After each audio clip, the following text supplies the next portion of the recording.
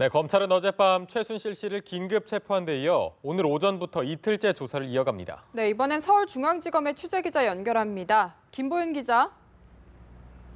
네, 서울중앙지검입니다. 오늘은 조사가 어떻게 진행됩니까? 네, 검찰은 오늘 오전 중으로 서울구치소에 수감된 최순실 씨를 다시 불러 조사를 이어가기로 했습니다. 사실상 본격적인 수사는 오늘부터 시작된다고 볼 수 있는데요. 최순실 씨는 어제 조사에서 각종 혐의에 대해 전면 부인한 것으로 알려졌습니다. 검찰은 앞으로 추가 조사를 통해 최 씨의 범죄 혐의를 보다 명확히 밝혀낸 뒤 이르면 오늘 구속영장을 청구해 신병 확보에 나설 방침입니다.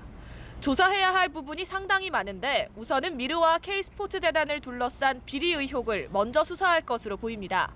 검찰도 재단 비리 의혹은 이성한 전 미르재단 사무총장 등을 수사하면서 충분한 자료를 확보했다고 밝힌 만큼 이 부분에 대한 집중 추궁이 시작될 것으로 보입니다. 네, 그렇다면 검찰이 최 씨에 대한 긴급 체포를 결정한 그 배경은 무엇입니까? 네, 최 씨가 체포된 건 어젯밤 11시 57분, 검찰의 모습을 드러낸 지 9시간 만입니다. 검찰은 피의자인 최순실 씨가 각종 혐의에 대해 줄곧 부인하고 있어 증거를 인멸할 우려가 있다고 봤습니다. 또 최 씨가 이미 독일 등으로 도피한 사실이 있는 데다 현재 주민등록상 주소지에 살고 있지도 않고 국내에 일정한 거처도 없어서 도주할 우려도 있다고 설명했습니다. 뿐만 아니라 현재 극도의 불안정한 심리 상태를 표출하고 있어서 석방할 경우 예기치 못한 상황이 발생할 가능성이 있다고도 덧붙였습니다.